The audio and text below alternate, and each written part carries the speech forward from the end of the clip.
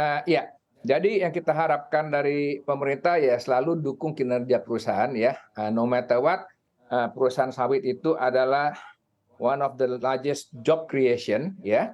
Contohnya SSMS sendiri kita employ sekitar 19.000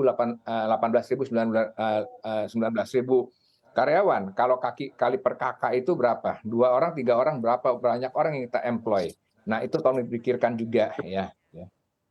Oke, saya kan ke Pak Joko. Pak Joko, selain tadi terkait dengan perpanjangan zero pungutan ekspor CPO, insentif atau kebijakan apa lagi sih yang diharapkan oleh para pengusaha? Ya, jadi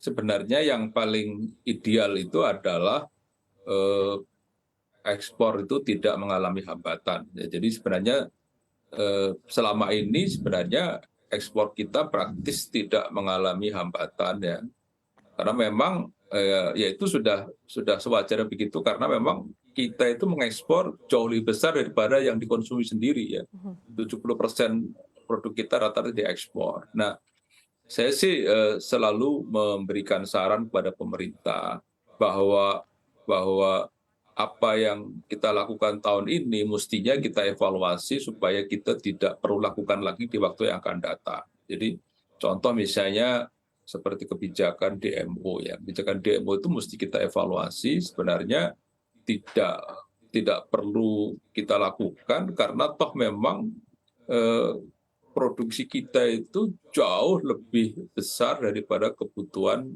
domestik. Apalagi kebutuhan domestik untuk minyak goreng yang selama ini menjadi perhatian, itu jauh lebih besar ya. Dan kita juga selalu mendiskusikan hal ini kepada pemerintah supaya memang kalau terjadi gejolak lagi ya kita harus siap dengan kebijakan yang lebih sustain.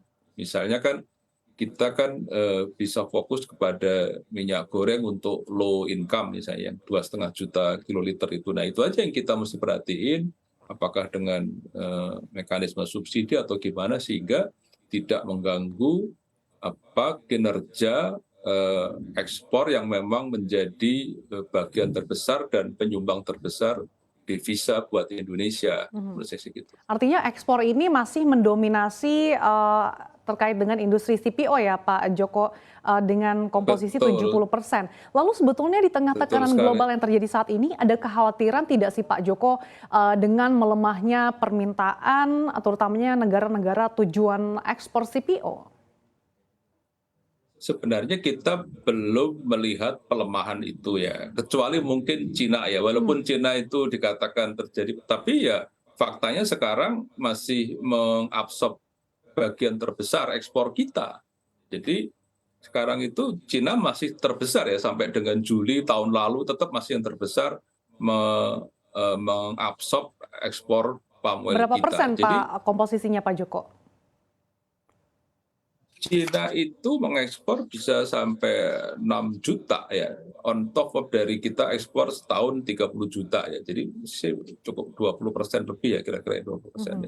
Jadi cukup besar lah. Jadi nah bagian lain seperti United States itu hampir selama pandemi sampai sekarang konsisten naik terus ya, United States.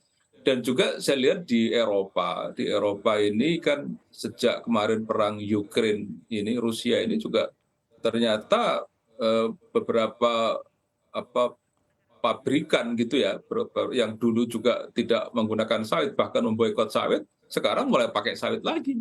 Jadi ya sebenarnya ternyata memang sawit itu ya dibenci tapi dicari gitu ya, walaupun dalam situasi apapun. Oke, saya ingin minta tanggapannya kepada Pak Yap. Pak Yap, kalau dari emiten SSMS sendiri, ada kekhawatiran nggak sih Pak kalau negara-negara tujuan ekspor CPO dari emiten SSMS ini akan mengalami perlambatan permintaan?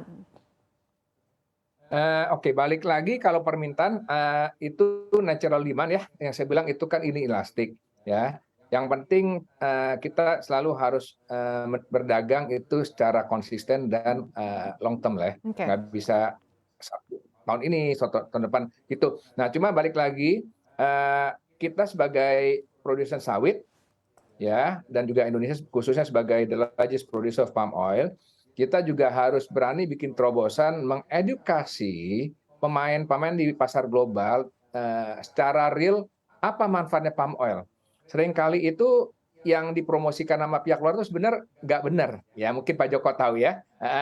Ya kita harus mengedukasi mereka. Palm oil gini loh, job creation loh, comply loh, friendly to environment loh. Nah, itu yang kita harus make an extra effort supaya kita memperluas dan memperbesar global market kita. Ya. Oke, Pak Yap, terakhir seperti apa sih proyeksi pendapatan SSMS di tengah tren koreksi harga CPO global dan juga ketidakpastian global saat ini, Pak Yap? Kalau saya hanya bisa bilang secara skeleton ya, karena kita TBK, saya nggak bisa disclose angka secara detail. Yang saya bisa bilang kinerja tahun ini tetap akan lebih bagus dari tahun lalu, walaupun kita ada hiccup di bulan April, Mei, dan Juni, gitu aja. Oke, baik. Terima kasih atas waktu dan juga ulasannya Ketua Umum Gabungan Pengusaha Kelapa Sawit Indonesia GAPKI, Bapak Joko Supriyono serta Yap Hartono, Chief Financial Officer PT Sawit Sumber Masarana Tbk telah bergabung bersama kami dalam Closing Bell. Sehat dan sukses selalu untuk Pak Joko dan juga untuk Pak Yap.